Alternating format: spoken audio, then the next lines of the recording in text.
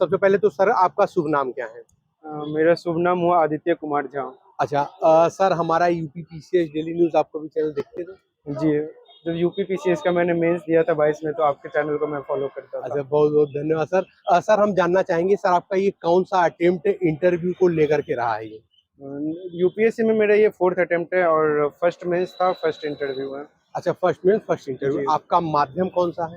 Mains का medium English था, लेकिन अभी हिंदी है हिंदी है। इंटरव्यू में। अच्छा सर ऑप्शनल आपने कौन-सा रखा है? ऑप्शनल मेरा ज्योग्राफी रहा। ज्योग्राफी रखा है। जी। सर हम लोग आते हैं सबसे पहले कि आज इंटरव्यू में आपसे क्या-क्या प्रश्न पूछे गए? कुछ प्रश्न जो आप हमारे व्यूअर से डिस्कस करें। सबसे पहले तो सीलवर्धन सिंह सर का बोर्ड था। तो पहले तो फिक्शन नॉन फिक्शन में डिफरेंस पूछा उन्होंने। फिर पूछा कबड्डी से रिलेटेड, क्योंकि डैप में मेरे कबड्डी मेंशन था। अच्छा। तो क्या हम पवन सहरावत को विराट कोहली ऑफ कबड्डी बोल सकते हैं, ऐसे करके क्वेश्चन था। फिर सेकंड मेंबर ने जियो स्ट्रेटेजिक लोकेशंस के बारे में, जैसे सिंगापुर का नाम लेकर पूछा। फिर थर्ड मेंबर में आपने क्या क्या सीखा कबड्डी से अपने लाइफ में। और फिर फोर्थ मेंबर भी मैडम थी, लेडीज मेंबर थी। तो उन्होंने जियो इकोनॉमिक्स, जियो पॉलिटिक्स क्या होता है, डिफरेंस क्या होता है, ये पूछा एग्जाम्पल्स के साथ। अब फिफ्थ मेंबर ने इंडियन फुटबॉल टीम के कैप्टन कौन रहे हैं, क्योंकि डैप में फुटबॉल भी मेंशन था। और साथ में वाटर सेट डेवलपमेंट क्या होता है, इंडिया चाइना वाटर सेट में क्या इशूज आ रहे हैं, तो और ब्रह्मपुत्र इशूज से रिलेटेड ये कुछ क्वेश्चंस थे। अच्छा कुछ सर आपसे पर्सनल प्रश्न भी पूछे गए पैनल की तरफ से या कुछ? पर्सनल एसेस नहीं था, जो डैप में था कि अच्छा। कबड्डी में जो मैंने प्राइजेस वगैरह जीते हैं, फुटबॉल में देखना पसंद करता हूँ, अच्छा। तो ये सब रिलेटेड थे। अच्छा कुछ हॉबी से यही सब हॉबी से जी, जी, रिलेटेड सारी बिल्कुल, चीज़ें थी। बिल्कुल, बिल्कुल। सर जैसा कि हम अधिकांश यूपी पीसीएस का इंटरव्यू करते हैं, यूपीएससी पहली बार है तो यूपी पीसीएस और यूपीएससी के एग्ज़ाम्स में क्या डिफरेंसेस हैं कुछ? सिलेबस के हिसाब से देखा जाए तो जब मैंने लास्ट टाइम मेंस दिया था यूपी पीसीएस का, जी, जी। तब तो ऑप्शनल था, जी, जी। लेकिन लास्ट ईयर शायद ऑप्शनल हट चुका है। अच्छा। तो ये डिफरेंस है कि ऑप्शनल नहीं है मेंस में। और शायद हिंदी उसमें कंपलसरी है, जी, उसमें जी। मार्क्स ऐड होते हैं जी, मेंस जी, में, जी, जी। जिसमें इसमें हिंदी क्वालिफाइंग है बस। और इंटरव्यू भी मुझे लगता है 100 मार्क्स के यूपी पीसीएस में होते हैं, हाँ, यहाँ पे जी, जी। 275 जी, मार्क्स। जी, जी। ये बेसिक। और प्रीलिम्स में थोड़े फैक्चुअल क्वेश्चन यूपी पीसीएस में होते हैं, अच्छा, यहाँ पे एनालिटिकल फैक्चुअल एनालिटिकल। दोनों का मिक्सचर। अच्छा सर एक प्रश्न हम ये जानना चाहेंगे जैसे यूपी पीसीएस के जब आप बोर्ड में एंट्री कर रहे थे इंटरव्यू के लिए और यहाँ यूपीएससी में तो हाँ। दोनों के घबराहट में सेम मतलब है कि अलग-अलग ऐसा लग रहा था? यूपीएससी में जब एंट्री कर रहे थे कुछ ज़्यादा घबराहट था, यूपी पीसीएस में कम ऐसा कुछ? यूपी पीएससी का मैं मेंस क्लियर नहीं कर पाया था, अच्छा इंटरव्यू मेंस नहीं में है। अच्छा। लेकिन यूपीएससी में घबराहट थी, हाँ, हाँ। लेकिन 2 क्वेश्चन के बाद इमोशन सेटल डाउन हो जाते हैं। अच्छा ये तो और चीज़ है। कंफर्टेबल कर देते हैं बोर्ड मेंबर, तो अच्छा था, एक्सपीरियंस अच्छा था। अच्छा मॉक इंटरव्यू आपने दिया? हाँ, मॉक इंटरव्यू मैंने दिया और कुल मिला के देखा जाए तो 7-8 मॉक्स दिए होंगे मैंने। उसमें से ओवर थोड़ा बहुत क्वेश्चन तो same, fiction, non fiction, kabaddi, football, ये सब तो अच्छा। क्वेश्चंस रिपीट हो रहे थे। तो ठीक सर है। एक चीज़ जानना चाहेंगे जैसे प्रीलिम्स अब हम लोग जानते हैं आज का तो दिनचर्या की जो चीज़ें थी हो गई, प्रीलिम्स के लिए हम लोग जानेंगे।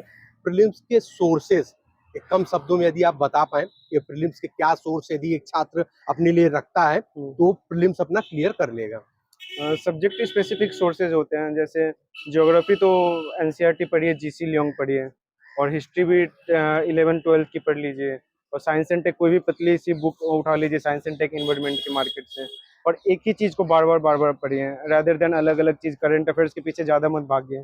स्टैटिक पे कंट्रोल हो जाएगा तो करंट अफेयर्स के क्वेश्चन टैकल हो जाते हैं प्रीलिम्स में, तो ज़्यादा उसके बारे में नहीं, स्टैटिक मजबूत रखिए। अच्छा सर यहाँ पे एक प्रश्न और भी आता है जैसे सोर्सेज़ तो काफ़ी लोगों को मिल जाते हैं, जैसे आपने सोर्सेज़ बताए 10-20 हज़ार लोग देखेंगे उसमें से जो पढ़ने वाले छात्र सोर्सेज़ इकट्ठा कर लिए, उसमें से बहुत से छात्रों का एक प्रश्न आता है कि सर सोर्सेज़ तो मैंने कलेक्ट कर लिए, अब इसको शुरू कैसे करना है? मतलब शुरू करने सबसे बड़ी समस्या उन्हें आती है। सारे सोर्सेज़ रखे लेकिन शुरू कैसे करना है? इसके लिए अगर कुछ आप बताना चाहें मंत्र? सबसे पहले तो आपको पीवाईक्यू और सिलेबस याद होना चाहिए एकदम। अच्छा। उसके बाद आप चैप्टर को प्रायोरिटाइज कर सकते हैं कि कौन से चैप्टर पे ज़्यादा फोकस जी, करना है जी। और कौन से पे कम करना है। अच्छा। तो मैं ये समझता हूँ, पीवाईक्यूज और सिलेबस, ये 2 अच्छा तो चीज़। यहीं से उनका इंटरेस्ट आना शुरू होगा। एग्जैक्टली।